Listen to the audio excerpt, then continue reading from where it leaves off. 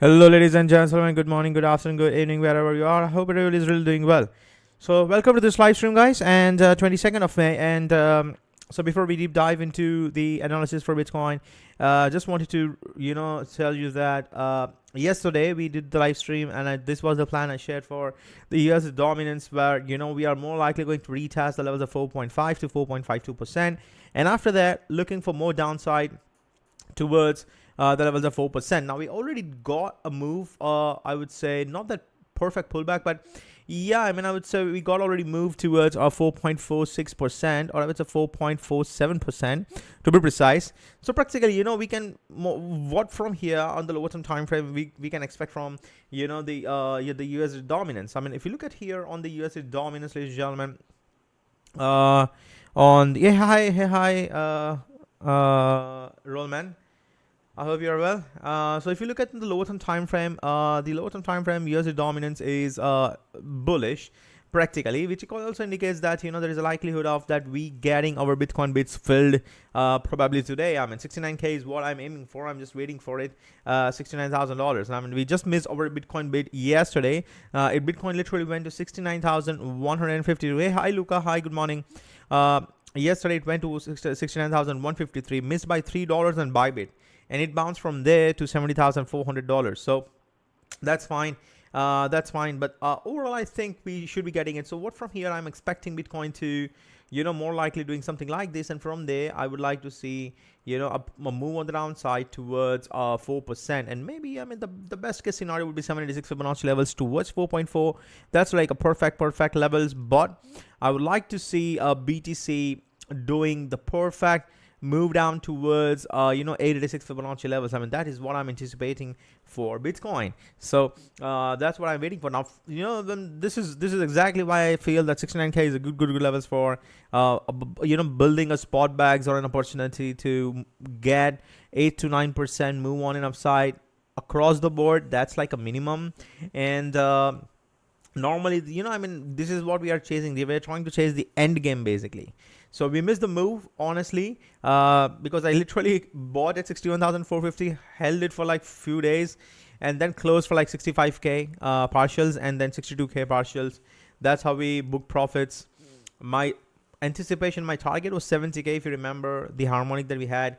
But that 70K, I was expecting Bitcoin to go over those levels after retesting $58,000 one more time. That we did not got it actually. But that's fine. But this is what I have the plan for a USD dominance. What plan do we have for Bitcoin? Same plan. I think we are still in the wave 4, and we just managed to test it. We just managed to test the $69,000. But I do think that one more dip towards those levels would be very nice, in my view. Any dip, any dip towards 69,000 it would be a good levels. Our stop loss is under 67,700. Previous month value area high is at 67,705, and our stop loss is slightly under that level, 67,700. And our take profit targets would be the previous month highs of 72,872 and 74,714. That's what the plan is on the lower term time frame. For Bitcoin, we are still having a same plan. This is what the plan we discussed yesterday on the live stream as well. When everybody was bullish, they were like, we are just pumping straight from here. I was like, no, we should be getting the move on the downside from here. The wave 4 is in because the volumetric candle over here, this is the huge volume, and you got another move on an upside with a low volume. Indicates that the move is coming to an end practically. So that's what the, I feel that the same plan for Bitcoin. Now, let's try and analyze Bitcoin from the midterm perspective. Midterm perspective, we are having this week off. I'm just switching to this week off again, honestly speaking. I dropped this week off, I would not say earlier when we were here at this point in April, 7th of April, at 72,600. I mentioned that this week off is valid, and I would like to see Bitcoin sweeping the lows of $60,000 and likely going towards this support of $56,000. The best case, we go to the bigger support of $52,000. That would the best case. Ideally it should have been, but then we after moving it, we reclaim the range lows, and now we are running up in in an impulsive structure. It's either an impulsive structure or it's more of a ABC. For now, let's say we are in an impulsive structure. So even if let's say we are in an impulsive structure, this is more of UT. We are still in phase B actually. We are still in phase B. If you look at the volume overall, the volume is declining overall, if you see here in this whole move on an upside. So practically a push up with the declining volume is perfectly goes along with the UT definition. You know, UT definition suggests that whatever the move we are going to get, it should be with a low volume, average lowest volume of this whole range actually. So this is a very valid week off, guys, we are having. But hey, we also need to understand that there is still a possibility of a bear case scenario. I mean, yesterday daily close was good. There wasn't any sign of any bearish, reversals or any sort of a candle, There wasn't any sign of such sort of a candle. So practically speaking, hey, hi, Mohammed, good morning. Yes, 69,100, our stop loss would be around 67.7. So practically speaking, we really don't have any sort of any bearish candle on the hard-term time frame. Daily is looking solid, weekly is also looking solid. So practically I think at this point we also closed above 69.1 again. 2 consecutive candles is already closed actually.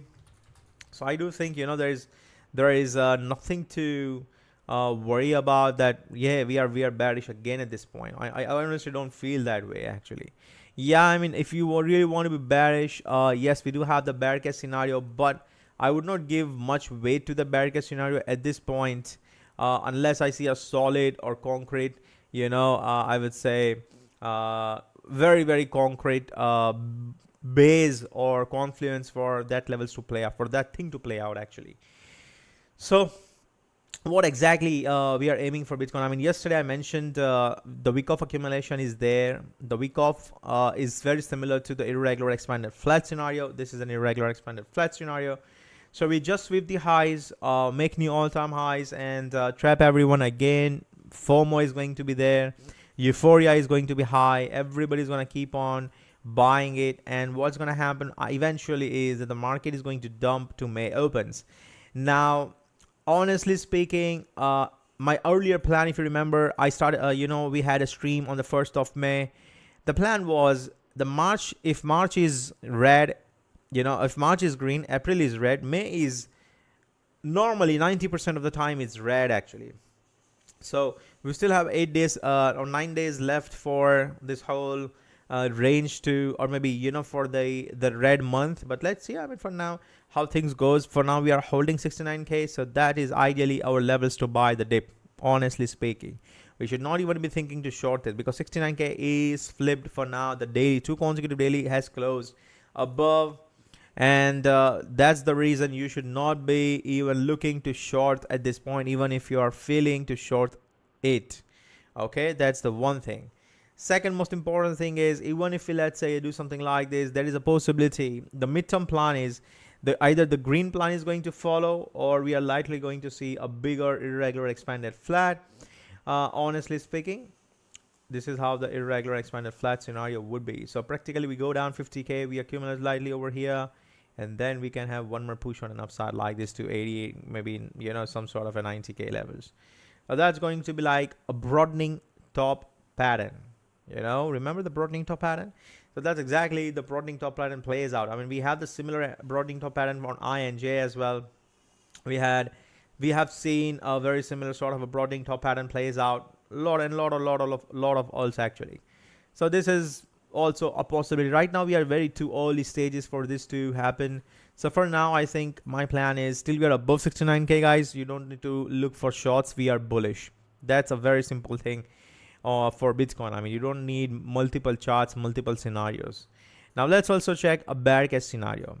Remember, normally what happens is the B wave normally ends up somewhere around, let's say, 0.886, can even go for 886. So what if we are in a very, very intensive, I would say, very, very intense, let's say. What if we are still in irregular expanded flat? What if? So that is a scenario we are having at this point. Let me show you. So what if this move is some sort of a wave A over here, wave B over here, and wave C. So we literally ended here. Actually, the move already ended, and the next move we got was a choppiness, was a trap. The bears got trapped, and what if we are doing another irregular expanded flat? So this was your wave A on an upside with 3 waves, a wave B on the downside with 3 waves, and now we are doing wave C. What if this is wave C, and the wave C is normally goes in 5 waves? So let's say this is your wave 1, this is your wave 2, which perfectly fits according to the the Fibonacci levels, and we are getting wave 3, which we rejected at 0.86, and then we are doing right now wave 4, and then we can have one more push on an upside for wave 5 here, like this. Can even make new all-time highs. All depends on wave 5. Can be shallow, wave 5 can be a little bit deeper as well, but as wave 3 is already like bigger, so wave 5 can be literally like a shallow wave 5. You can just probably sweep the highs of 72,300, another SFP, and then we move on the downside. So this is how normally ABC can play out. And after that, let's say if this ABC is in fact in play, if an irregular expanded flat, which I also think there's a very likelihood, we are likely going to see a massive move on the downside for BTC in coming days like this. So this is how it will do then after finishing the wave 5. Wave 5 can, as I mentioned, wave 5 can can go anywhere. I mean, it can either be like a swing filler pattern, just a shallow wave 5, or it can be an extended wave 5, which makes new all-time highs as well. But after that, the wave 5 is going to come. Now this wave 5, the downside move is also depends on how the C wave is going to end, ladies and gentlemen. This C wave here, let's say if we are if we are ending C wave with a new all-time high swing failure pattern, like a range, if you are just having that sort of a swing filler pattern with a range, there is a likelihood that we might not get the deeper wave C because of a running flat. So there is a possibility. But overall, right now, let's assume that it's not going to make new all-time highs. For example, there is also a scenario where Bitcoin don't make all-time highs. It's just like trapping bulls, making them believe that we are going to make new all-time highs, draining all the volume out of the market. Funding is going insanely negative because every day people are buying. They're like, we are FOMOing, we are going to new all-time highs. So it's naturally creating a huge liquidity in the market where you can literally dump your bags. I mean, everybody wants to buy at this point, including myself, because 69K is flipped. It's a very psychological levels. Remember, let's understand the psychology. The whole market is bullish. Why? Because $69,000 is flipped with 2 consecutive close above. That is very, very bullish. Ethereum got a very massive move, very, very bullish. So practically speaking, every dump, even if it goes to 67,000, 65,000, it's going to just create a huge amount of liquidity and vacuum in the market. So practically, even if you dump, the market maker starts dumping their bags, they can literally exit with a good amount of profits without even creating a big spread actually. So practically, this is how the liquidity is being created in the market. But this is the scenario that we are aiming for or looking for on Bitcoin, ladies and gentlemen. So this is the bear case scenario we have. And in this scenario, we might not even make new all-time highs. It's just like a trap. Trap everyone into believing that we are going to make new all-time highs. 100K is coming. And then we're likely going to dump more. So that is also still a possibility. This is still on cards. But for now, as I mentioned, 69K is holding. So we are bullish. Once 69K is lost, we would be aiming for 67.7. That is an absolutely last levels for bulls to defend. Losing 67.7, the game is over. The top is in. And we are going to follow the green path towards $50,000 in the next coming days. So you need to understand where you need to be bullish, how you need to be bullish, and you need to understand how you need to be bearish and where you need to be bearish. We are bullish. 69K is flipped. So khalas, I mean, at this point, we are having, that plan. Till we are above 69K, we are bullish. We are just trying to play the levels, over here. So that's what we have for, ladies and gentlemen, for Bitcoin. I mean, I still feel the same plan as yesterday. This plan is very, very valid. And I'm just going to have a wave count. I mean, I would say this is like a alternative wave count. Okay, alternative wave count. Let's say the, this is an irregular expanded flat for ABC. We are still in a C wave actually, doing an impulsive move. So that's like an alternative wave count. So let's say this alternative wave count plays out, guys. I think we should be shorting the market, and I would be literally exiting my Bitcoin, full Bitcoin. I mean, I just go USDT, full USDT. Right now, I'm still holding 40% Bitcoin, and because I booked all the Bitcoins I have. I mean, I booked the Bitcoins from 61,450. I booked Bitcoin from 39.3. I booked Bitcoin from 16,800 that we bought. Overall, I'm 35 to 40% I have still in BTC. Alls, that's what I have. The rest I am having 60% is minimum I'm having in USDT actually. And I would love to be in USDT even if, honestly, 50K, 15K for now. I mean, forget about 15K. I mean, 15K is history for now actually. So you really want 15K? 15K is like, I mean, you need to understand. I mean, 15K is only possible if you are losing $49,400. That's our bad case scenario. If you lose the $49,400, then we are literally going into another bear market, and our bear market is going to end anywhere, and it's going to be in the bear market till July 2025 and December 2025.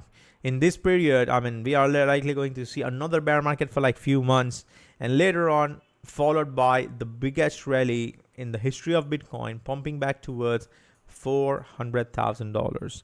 Now that would be very, very amazing, if it happens actually. Ethereum ETF, the way we played Bitcoin ETF, same. As soon as Ethereum ETF is gonna come, we're going to start dumping 20-25%. Remember what Bitcoin did? You guys knows about it. In January we had a over here actually. This is exactly in January. This is here. This is where the ETF happened, right? So we were in an uptrend like this. You see, we were in an uptrend like this, and then later what happened is, or was something like this. I mean, we just got a massive move on the downside, sweeping the previous lows actually. That's what we did. Now, similar thing, if I just have to tell you, similar sort of a thing happening for Ethereum as well. So Ethereum should also be doing a very interesting thing. I mean, I would like to see something like this, honestly speaking. Let me show you.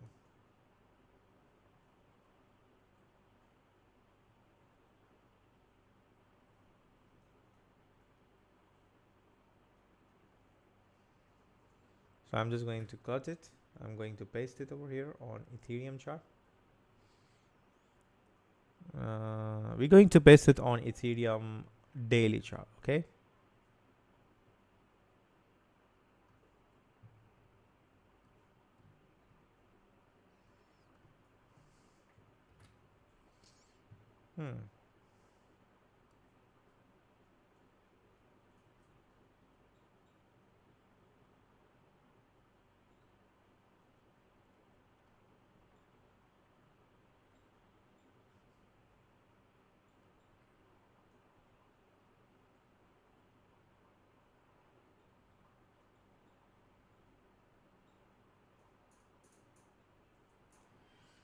Something like this is how Ethereum should play out actually. I mean, this is ideally it should have played. I mean, it's just keep on moving towards $5,000. We make, almost new all-time highs probably with the $5,000 a year. So Ethereum makes new all-time highs, and from there we just move or just dump down towards maybe just dump down towards the lows. I mean, sweeping the lows of 2,800 going down towards $2,400. I mean, this is how I do. Now, don't literally go to the exact numbers. For numbers, we follow the Bitcoin chart practically. You just go here for the Bitcoin, have your highs and low, and we're just going to have simply 1886 because that is going to be your bull bear territory, and then we're going to see. And then after, let's say we top anywhere around 1886, we did not trigger 1886, but we went close to 1886, and then on the bottom, after topping out, let's say after topping out, we went, where is the 1272? Yeah, 1414 and 113. So anywhere between 113 and 1272 Fibonacci level. So practically, let's try and understand from this point, okay? So January 11th, this is candle, what you're watching is an ETF candle for Bitcoin. Let's try and understand what we can expect from Ethereum as well, from the fifth perspective. So this is what the highs, this is what the lows. Putting into perspective the candle of 1618 and 1886 as well. Let's say anywhere in between, it should be topping out. Ideally, we should be topping out anywhere in between, and then let's say if we are saying we will be topping around 161, for example, let's say we are topping around here $5,000, then we would be trying to, our next target for Bitcoin would be around 2,500 and 1272 and $2,200.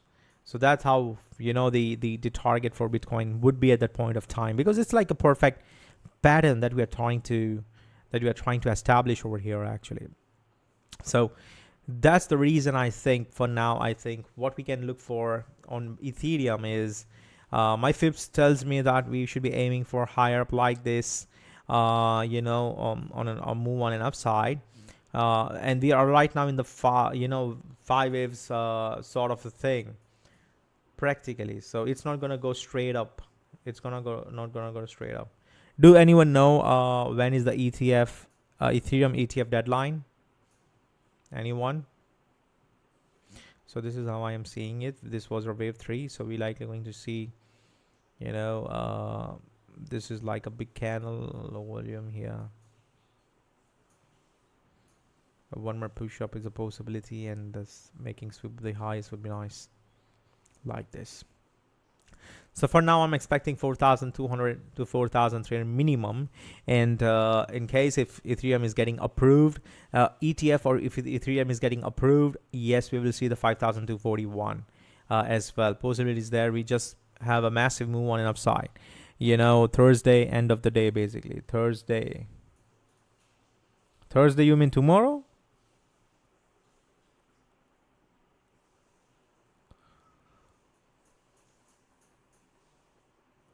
That's like tomorrow. So practically, I mean, looking to the structure, I don't see that we are pumping to 5,300 from now, actually. No. So then we just have to see that more likely what we are likely to, if it is getting approved, we may pump it up to 4,300. If it's not getting approved, then you know the drill actually. It's just going to be like a chop, chop, chop. And the whole pump that we saw on Ethereum is more likely going to be like a dump sort of a thing, like, you know, can even dump like this. So this whole move is like very interesting, irregular expanded flat that we discussed for Bitcoin as well. I mean, irregular expanded flat here. How? This is your A, this is your B, and this is your C.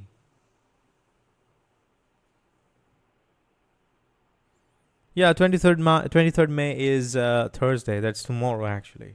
So this is how I would like to see Ethereum, guys. So I think the motion is, even if you look at from the ETH Bitcoin perspective, you know, we literally ran into the biggest daily resistance. So now I think there will be a big cool off on, you know, Ethereum perspective. There will be a cool off for sure. Whenever we have seen, you see a very, very similar sort of a move here, very similar sort of a move. Whenever we move on the downside like this A, B, C formation, we get a sweep up the highs, we go for the resistance, chop, chop, chop, and we start dumping down. I mean, this is exactly what has happened in the past as well. Similar sort of thing has happened over here. A, B, C, a swapping move on and upside, and then we start chopping down like this. So similarly, we go hit the resistance, we start moving at the downside. And over here as well, the move begin from here. It's like an A, B over here, and then we went on the downside. So right now we got a massive move on and upside. What we are likely going to see a more choppiness, practically like this. Now don't tell me that we're going to have a very similar sort of a pattern, but yeah, somewhat. At least I would like to see a retracement, you know, before further run up.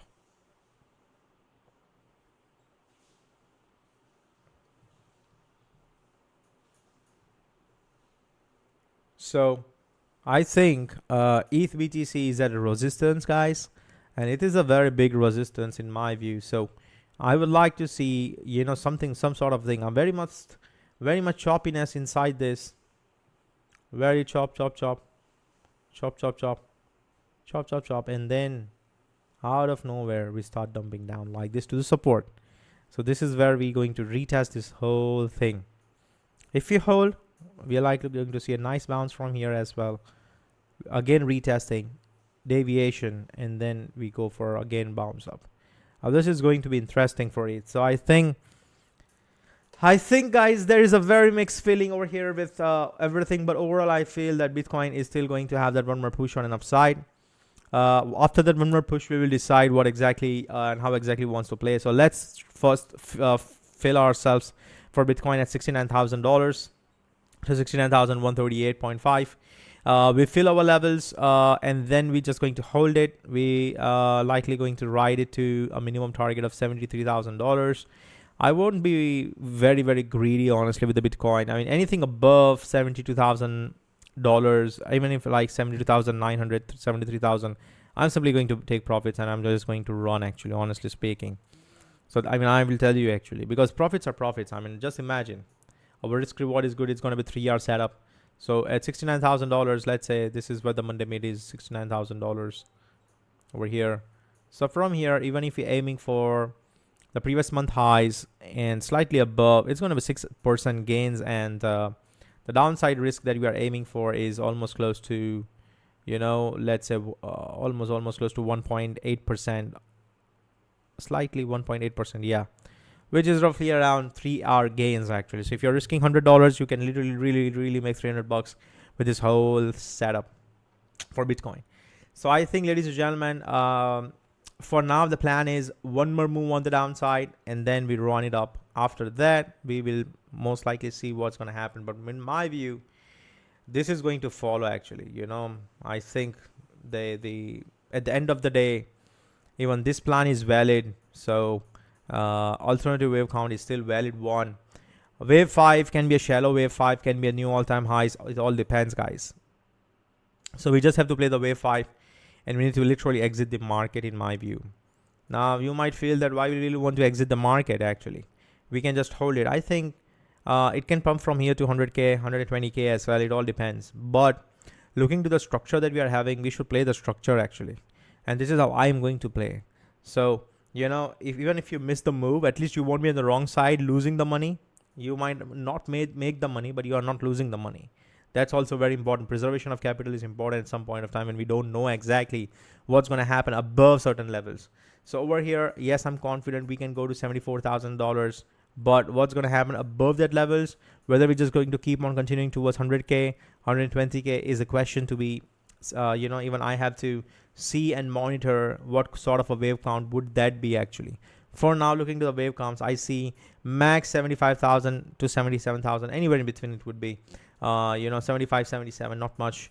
And basically, you know, that's where I would like to, you know, anywhere. I mean, I would just literally like to exit the market, honestly speaking, you know, even if it wants to go to 100k, I don't care actually. I don't care. I honestly don't care. Because we make a good money with that move from here. The risk reward don't make sense holding the position towards 100k at the end of the day, because you know what's going to happen is if you are buying at 69k in anticipation of pumping to 74,000, and if you are at 74,000, when you are saying that, hey, I want to hold my position, what downside risk your downside you are saying? From 74K, the downside is may open, which is likely around 60K, and and upside is 100K. So that's like almost close to $20,000 downside, $25,000 upside. So don't make sense actually, clearly. Sorry, $15,000 downside and $25,000 upside. So clearly the risk reward is just like 1.5 to 1.6 R, which is don't make sense in my theory actually. So for now, this is our plan. We are aiming for that push up, hold 69K, retest the 69K, and from there we likely going to see an upside move towards $73,000 in my view. So that's what the overall plan. Now today we have an Nvidia earnings. So I think Nvidia earning is going to come positive. I've been very vocal about it, honestly speaking. So just want to tell you one thing, that I think Nvidia is, as I mentioned yesterday as well, Nvidia is going to push it up to $1,000 plus, and this is where exactly I mentioned it. The one more push on an Nvidia is coming. This is the green box that we are having. It can literally go anywhere in this green box from till 1200 it can go, but this move is coming. It was anticipated, clearly.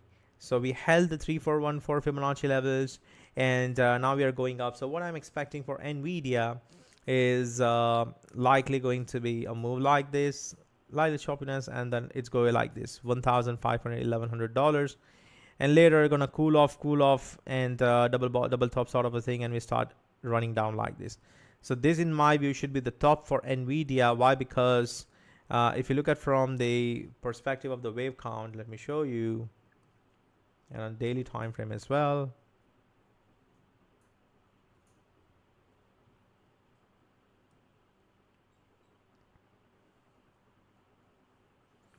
Normally, the previous bull run, Nvidia topped between 34144618 practically. So this time as well, as we mentioned, I was very bullish. I had a good position on Nvidia.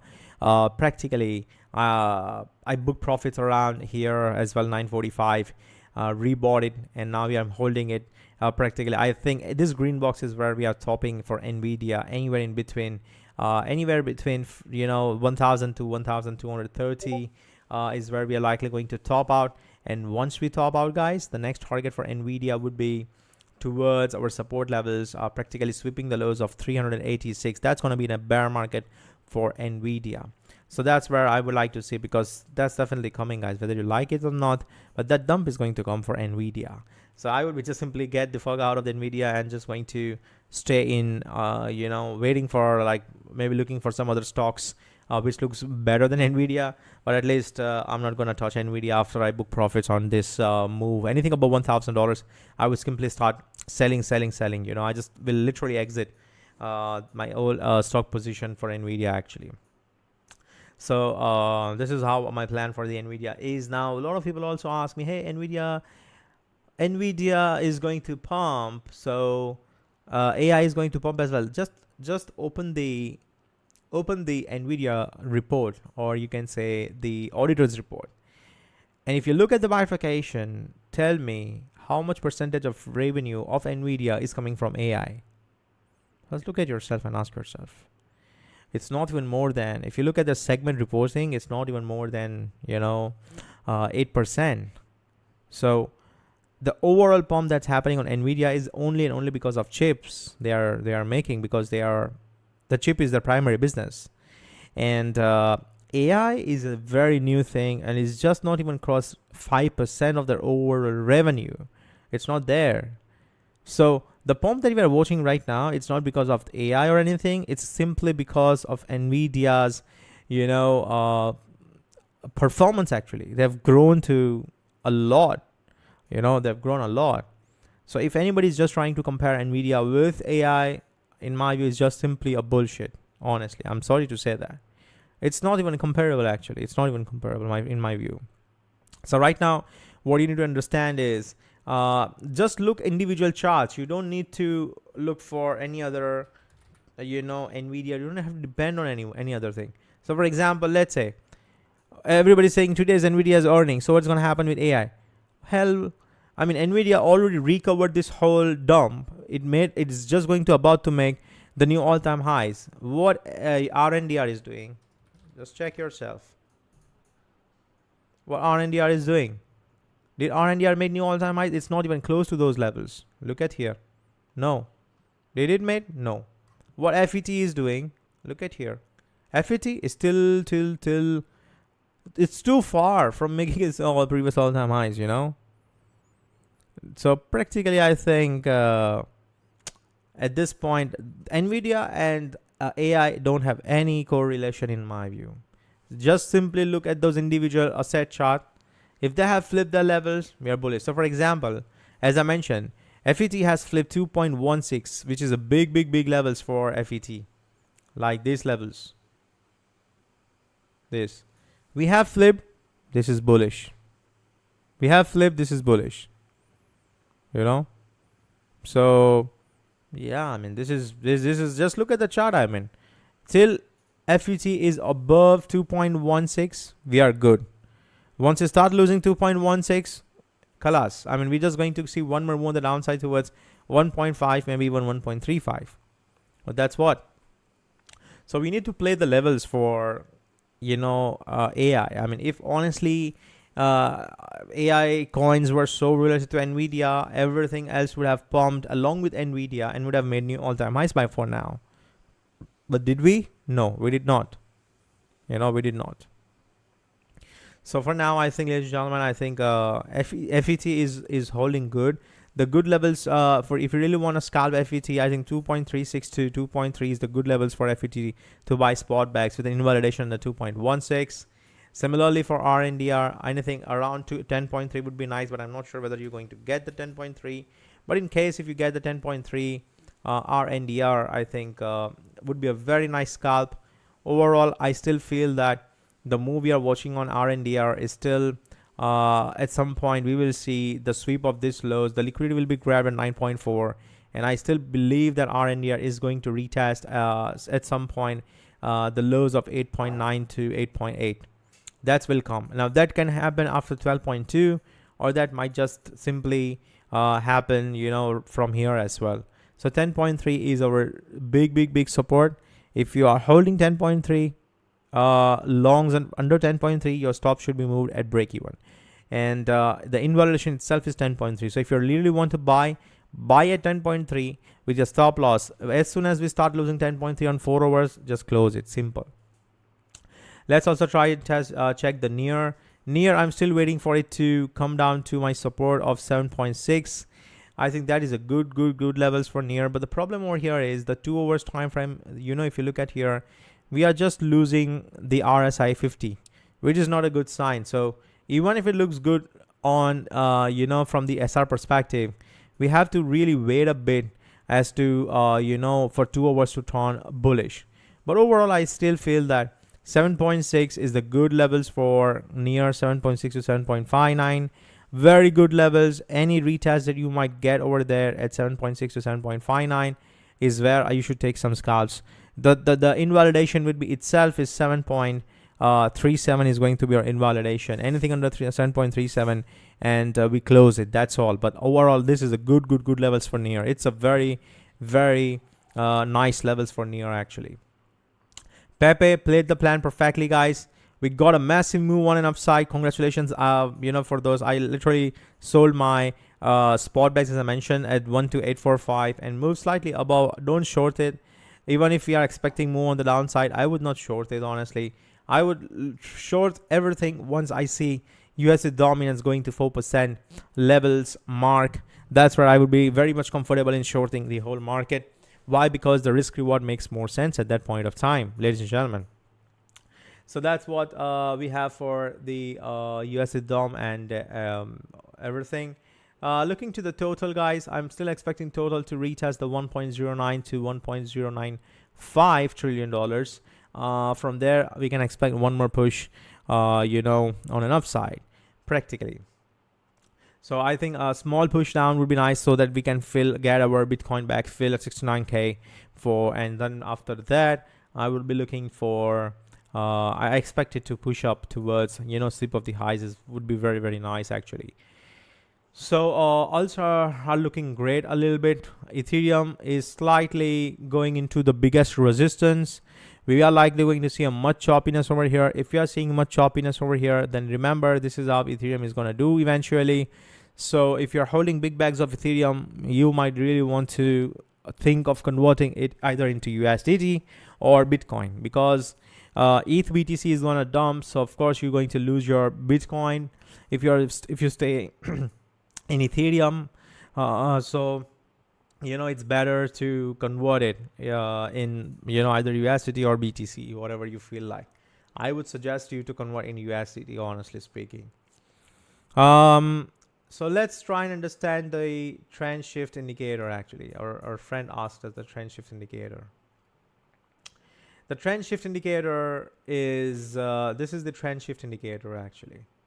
So you have this indicator is very, very important when you're talking about the trend. Normally what happens is people try to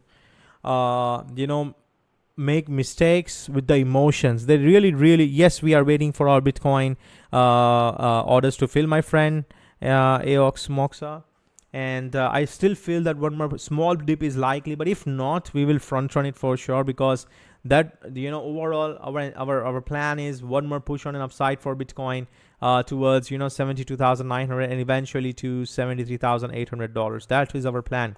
So just need that one more move on the downside. Why? Because the USD dominance is also forming ABC.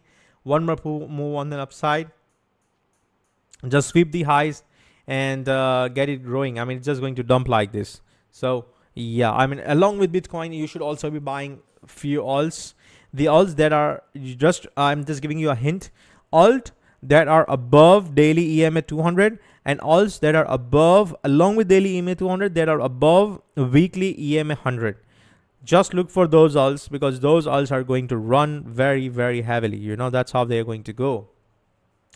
So looking to the our indicator, trend shift indicator. This trend shift indicator comprises of 5 components. Okay, 5 confluences: RSI, EMA's confluence, and lot of other confluence. Practically speaking, for a trend to shift, you really want at least the first confluence, RSI confluence, to be green. When it is green, okay, which means that the trend has started to trend is slowly shifting to bullish. When it is red, okay, when it is red over here, which clearly indicates that the trend is still weak. Actually, the trend is slowly going weaker. So practically you need that just to be green over here. When it turns green, you just wait for the BB confluence. Once the BB confluence turns green, that is going to be your first indication that, hey, look, the prices have literally resetted and now we are ready to run back turbo. Later on, you need another confluence, EMA confluence. When this EMA confluence turns green, basically, which indicates that, hey, the price is above some, the respected EMAs, and then the trend is now likely to move on an upside, basically, or practically move on an upside. Hence, you should be looking for a long positions. So let's say first turn green, second turn green, third turn green. And what about the next two? So the cross confluence is also great, because that can help us to know whether the trend is, the third EMA confluence, which turned green, is real or is a fake out. So we have just added one more layer, so that whatever the confluence we are using earlier, even for that confluence, whether this is a true or a fake out, we have added one more layer so that we can get extra confluence or concrete confluence that, hey, the trend has completely resetted it and now it's time to run back turbo. So you need to wait for the fourth candle to be green. And the last part, ideally, if the 50 confluence is green, amazing. But if it is red and the rest of the above 4 is green, this is one of the best opportunity to buy. One of the best opportunity to buy. You are literally entering the position, and I would say the highest the levels where it's most sold off. Everybody sold off, got out of the market, and you are buying it. Meaning the probability for your trade to go in your direction will increase drastically, and you're literally going to make money. For example, let me show you a very simple example.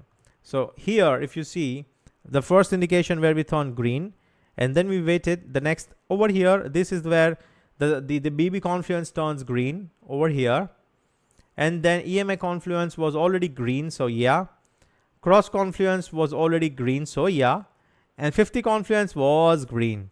So practically this was the levels where everything was green, and this is exactly where you should have longed or bought it. Honestly speaking, where were we watching, guys? Here, right? Here. You waited, on the next candle you go. So you waited for the earlier candle to close green over here, and on the next candle you decided to go in. If you would have decided to go in, you would have literally went on BTC around 66,370, and you would have caught a banger move. Here, you would have caught literally like, how much? 8% move. Simple as that. I mean, very, very simple. I mean, you can just check yourself. I mean, whatever the normal traders do, I have just tried to convert that into an indicator. That's like a trend shift indicator. Similarly, a reversal where everything is red, it's like a short. Basically, the trend is literally bearish. That's how it works actually, vice versa. So for example, let's try and understand another example. So here the RSI confluence turned green, let's say, and then here BB confluence was green, but EMA confluence was red, cross confluence was red, 50 confluence was green, but the EMA confluence was not green. So I'm just going to pass it on. May move on, move on, move on, move on, move on, move on. Again, we got here.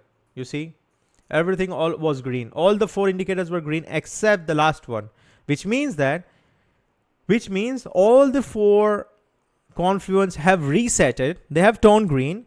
Now the 50 confluence is red, means that the market is going into the most oversold territory. Everybody's selling drastically. They are just selling, and we want to buy. Okay, there is a huge sell-off happening. So we want to be an early buyer over here. So we want to buy and we want to hold. So let's say what you would have done if you would have bought here actually. Amazing. Look at here. If you would have bought at this candle at 65.5, you would have made 9% gains. Simple as that. This is how powerful this whole indicator is. I mean, I'm just giving you a very simple example, not seeing any price action, how it would have performed. Very unbiased view. I'm watching it and I'm showing you. Even if you just want to have another example as well for shorts, let's say we want to see for short as well. Let's see if we can get any example of short. But for now, I think every example we are getting is for longs. So here, still here. Here, look at here. So RSI confluence was green, but BB confluence was not green. Here RSI was green, BB turned green, and then EMA confluence, both the EMA was green. So this was the levels you would have buy.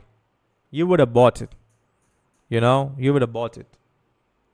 So practically, even if you would have bought over here at 63,600, it pumped up to a 65.5, making us a very interesting $1,400 move on an upside. So it's a good money. I really don't think indicators are scam, my friend. I mean, it has changed my life, and it has honestly speaking, if you are saying indicators are scam, then probably you should not be even using TradingView. Why, my friend? Because even RSI is an indicator, oscillator, every oscillator in the TradingView is an indicator. The Fibonacci level is also one of the indicator. Every damn thing is an indicator actually. So I mean, you just have to choose your words very wisely. If you are believing that indicators are scam, then probably you just have to, or you might be just trading the demand or supply zones or order blocks. That's how you might be trading. And you might be right as well. I mean, everybody have their own opinion. But in my view, I think indicators are not scam. I'm not saying just because I have made the indicators, no. Because I believe, in the indicators, not my indicators, but RSI, MACD, whatever the oscillators we have, we have this fixed range volume profile, whatever we have at our glance, so that we can use it so properly, so nicely, and we can identify the next course of price action. So that's what, this small part for the trend shift indicator, guys. So that's all what we have for today's stream. And I think one more move would not hurt Bitcoin to go down. Just give us that one more move. I feel that triangle is forming over here as well. A very nice triangle. A very interesting triangle, I would say.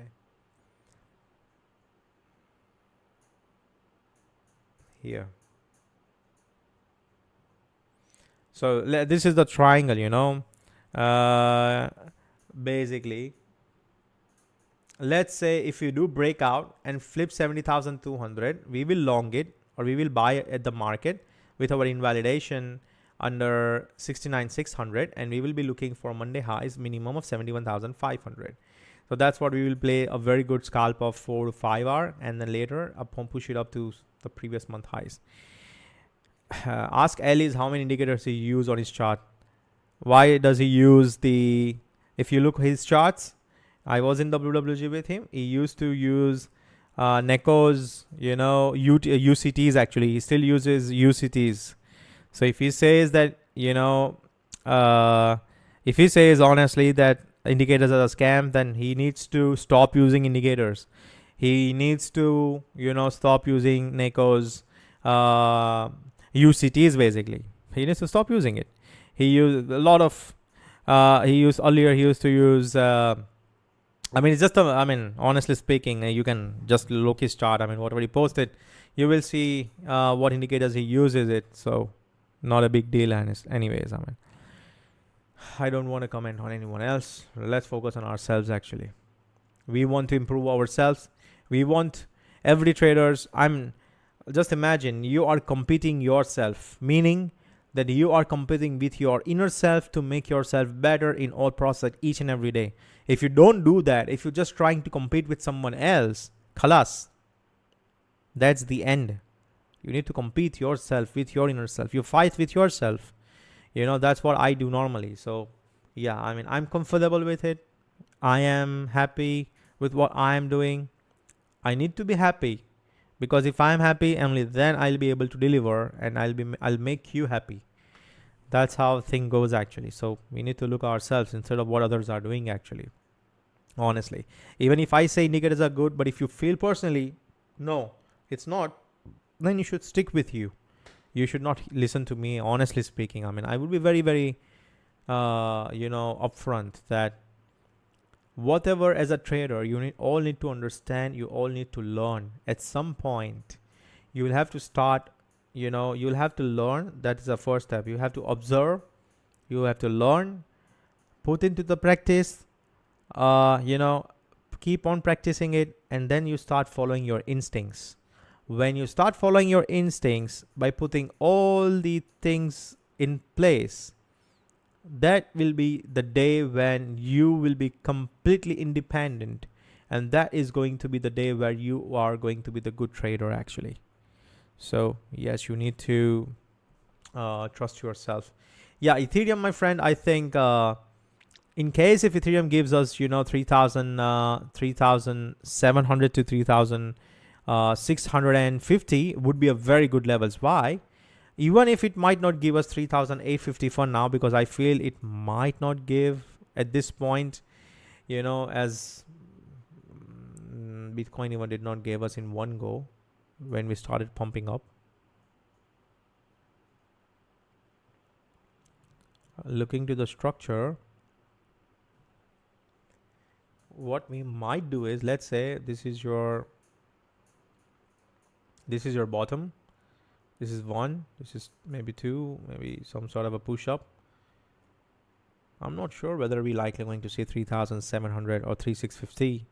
But let's say in case if we do happen to see something like this, it's going to be a very interesting, from this point, it's going to be a very nice triangle sort of a structure.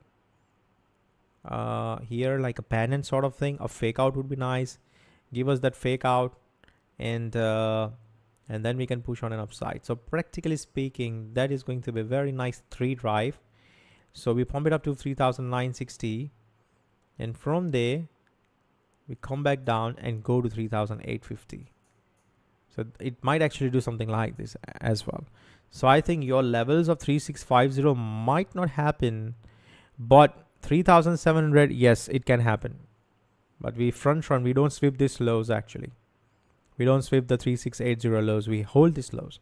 Because if the price needs to move on an upside, low, high, lows, higher highs, lower, higher lows, higher highs, higher lows. You know, that's how we should move in that direction. So this is the perfect way of moving in that direction. Once Bitcoin starts breaking above this trend line, which I feel it's breaking right now, I think it would be very nice to scalp it actually. Very, very nice. But I just need to see it breaking out with the volume, the white candle, you know. Just waiting for that white candle to come in, because this can be a fake breakout. Till it don't break out with the white candle, I'm just simply going to wait it for it, or let it just flip the 70,238. And once it flips the 70,238, I'll just give that long over here, scalp with the stops under this 0.82%, and we will be targeting the Monday highs and also even the previous month highs, which can give us 4.8 hour setup instead of 3 hour swings. So that would be very, very nice as well. So let's see what it gives us. I'm monitoring it for now, and as and when it flips the 70,200, I'm just simply going to give you the market long positions at the point of time. So that's all for the today's stream, guys. I hope you like it. If you like it, please press the like button and share it with your friends and families, guys. And that's all. So I think the Bitcoin is coming to us with a long position. Let's say, I mean, it flips the 70,200. I'm going to give the market long, guys, honestly, with a very tight stop loss of 10,600, and going to just risk 1 hour on this whole setup. And let's see how this plays out actually. Okay. Very, very close. We are at 70,143 for now. So that's all for today's stream, ladies and gentlemen. I hope you loved it. Have a nice day. Take care.